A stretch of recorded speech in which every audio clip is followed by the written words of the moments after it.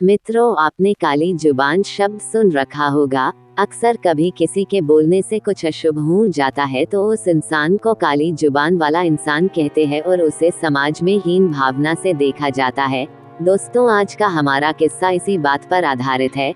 राजस्थान के भीलवाड़ा जिले के एक गांव में लता नाम की औरत रहती है। उसकी शादी तो उसके घर वालों ने बचपन में ही कर दी थी और उसके 3 बच्चे हैं। उसको उसके ससुराल वाले तो बहुत प्यार से रखते थे, लेकिन गांव वाले उस पर किसी प्रेत आत्मा का साया बताते थे। गांव वाले उससे अक्सर दूर ही रहते क्योंकि वो जो भी बोलती वो सच हो जाता था। लता के मायके में उसके पड़ोसी बताते हैं कि बचपन में लता को एक कुत्ते ने काट लिया तो लता ने अचानक मुंह से कुत्ते के लिए बद्दुआ निकली कि इस कुत्ते को मौत क्यों नहीं आ जाती। अगले दिन हुआ भी कुछ ऐसा और वो कुत्ता गली के बाहर मरा हुआ पड़ा था। तब से गांव वालों में दहशत फैल गई। दूसरी घटना तो इतनी भयानक थी कि लोग लता को डायन कहने लग गए। ऐसे ही एक बार बचपन में लता का एक दिन तवे से हाथ जल गया। हाथ जलने से वो जोर से चीखने, चिल्लाने और रोने लगी। उस दिन घर वाले सब खेत गए थे। उसकी बड़ी बहन घर पर ही थी।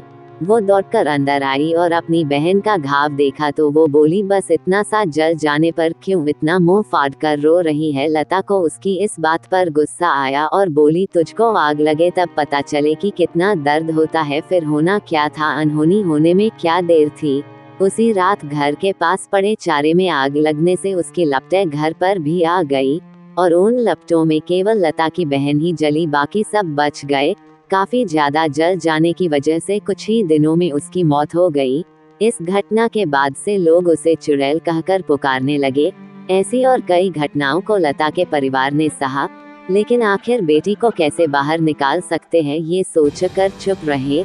बचपन में ही 10 साल की उम्र में उसकी शादी करवा दी गई।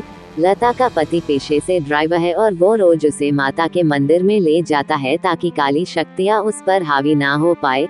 लता अपनी कली जुबान के अभिशाप से अभी भी जूझ रही है और अक्सर चुप ही रहती है। पता नहीं कभी कौन सी बात मुंह से निकल जाए और उसके पति और ससुराल वालों को कोई नुकसान पहुंचे। तो दोस्तों, ये थी कहानी। आशा ही कि आपको पसंद आई होगी। धन्यवाद।